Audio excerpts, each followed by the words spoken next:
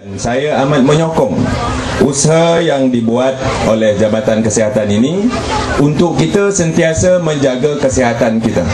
Bukan saja jantung tapi semualah kesihatan badan kita, supaya kita mendapat kesihatan yang baik, dan dengan kesihatan yang baik kita akan dapat menjalani kehidupan kita dengan baik.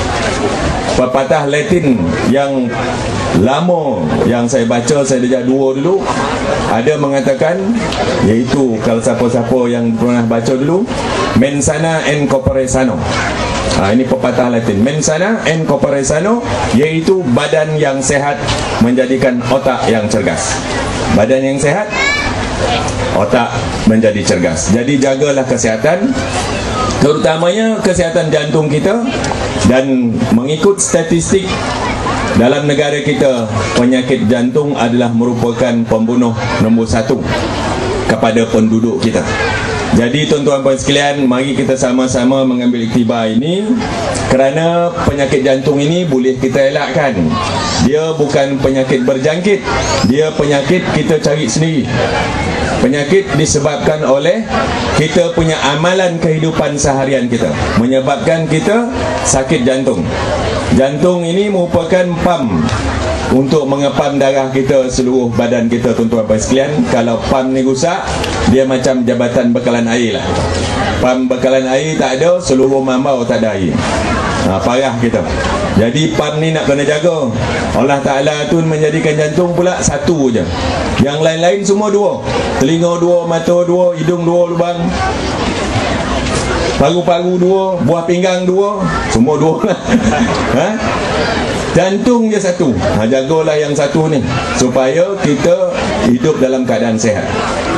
7 langkah tadi yang disebut oleh Dr. Zailan, iaitu menjadi amalan kesihatan kita, iaitu bersenam dan macam-macam lagi lah, supaya kita dapat hidup sehat.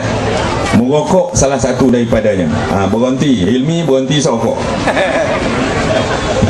Rokok pun dah mahal sekarang, dah RM9 lebih, RM10 dah. Bila pula naik tu? Seminggu.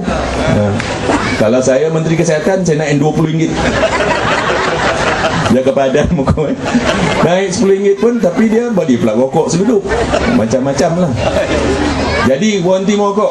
Saya cakap ni tuan-tuan, sebab saya ni adalah merupakan contoh terbaik. Contoh terbaik, bukan nak menaikkan diri. Dah kono dah sakit jantung. Saya sakit jantung, Datuk Najib tahulah, kawan-kawan tahu. Saya sakit jantung bulan 2 tahun 2000. Tuan-tuan puan sekalian, sakit jantung ni masa tu saya togap. Saya umur masa tu 44 tahun. Kono sakit jantung. Sebab apa? Sebab saya tak mengambil kira langsung tentang kesihatan saya. Hisap rokok 3 bungkus sehari. Minum teh tarik, kalau tak dapat 5-6 cawan satu malam tak boleh tidur. Dan tidur tak cukup. Dia apa yang dipanggil sebagai stres terlampau tinggi. Tahun 2000 bulan 2 saya kena sakit jantung. Saya diletakkan, ada letak tiup. Selepas tu 7 kali kena sakit jantung, betul?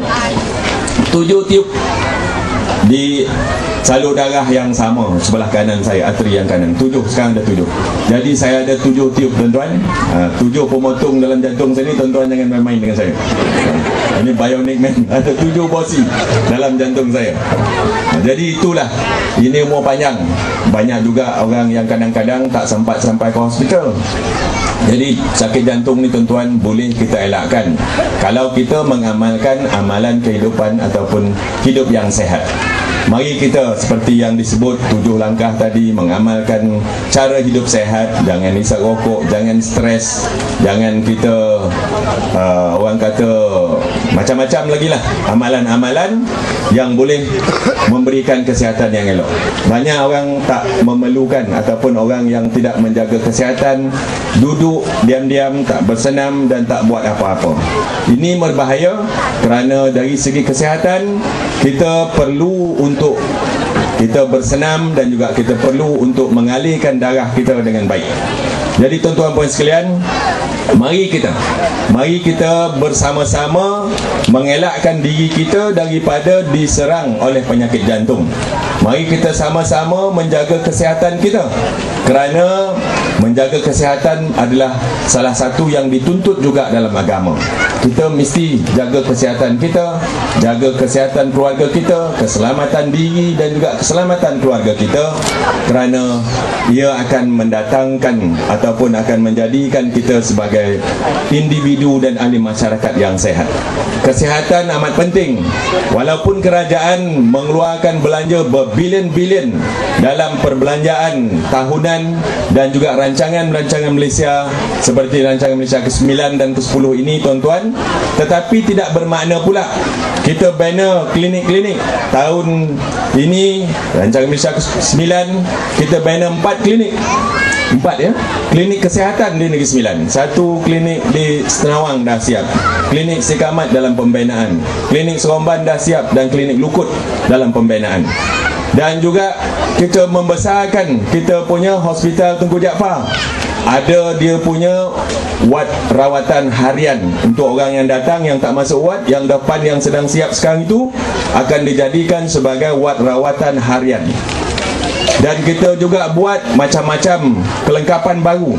Dan ada satu bangunan 15 tingkat akan dibina untuk membesarkan hospital, untuk dijadikan sebagai wad wanita dan kanak-kanak. Ini untuk memberikan keselesaan kepada orang ramai. Tetapi tuan-tuan puan sekalian, jangan pula bila kerajaan bina klinik, menaik tarafkan hospital, tuan-tuan berebut-rebut nak pergi hospital. Jangan pula dijadikan itu sebagai pendorong untuk kita pergi hospital. Saya tak nak lihat orang Negeri Sembilan ini berduyun-duyun pergi hospital. Pergi hospital bila perlu saja.